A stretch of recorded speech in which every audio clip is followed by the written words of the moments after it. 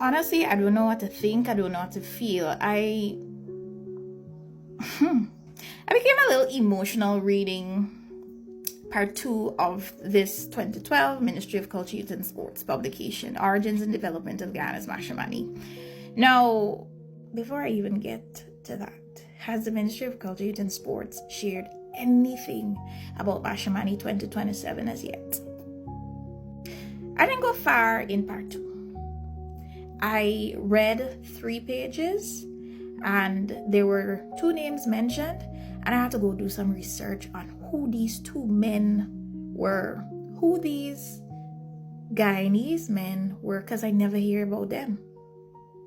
And I'm couple decades and a sprinkle, and I never hear about them, which suggests to me that we've been doing a poor job in raising awareness where our Guyanese history is concerned. Luckily, I was able to find some articles on Stabrook News about these 2 men. But continuing. Last week it was established that matrimony was manufactured. It was invented.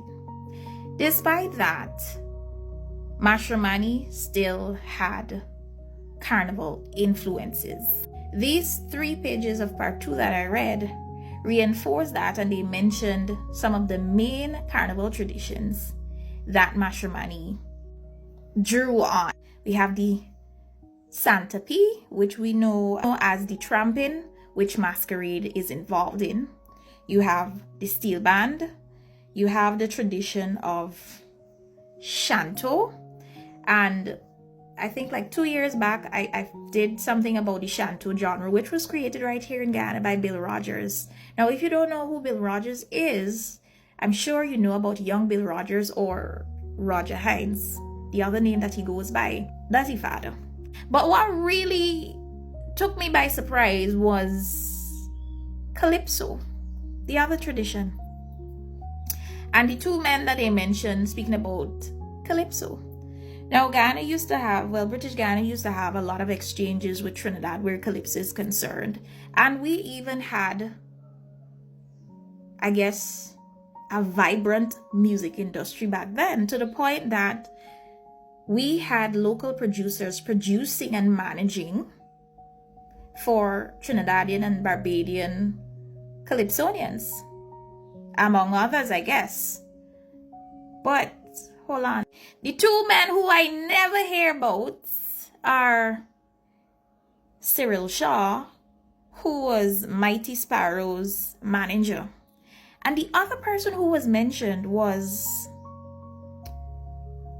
Chinese Guyanese Vivian John Lee. Now, he is known locally for broadcasting and entertainment, his role in shaping what those industries became.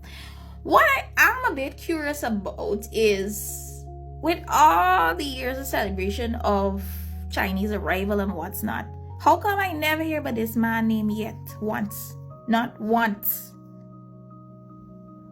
Unless, but then again, that's what I gather, that he's Chinese Guyanese. I might be wrong. Somebody could confirm. But I guess what's baffling for me as well is, if Guyana was doing all of these productions, music productions, why isn't our music industry way ahead?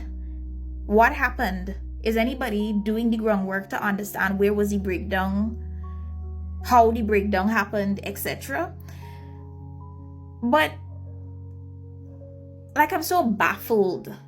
We have such rich Guyanese history, and there is no platform, no forum where our Guyanese history is being transferred, where it's being reinforced, where awareness is being prioritized. The first time I do strictly Guyanese history was at high school, first form. I'm not sure if the school still offers that, but I gotta give them a little clap. Ministry of Culture, Youth and Sports, and by extension, Ministry of Education, y'all could do better. Carry your culture forward. It's your power. Shop yours now.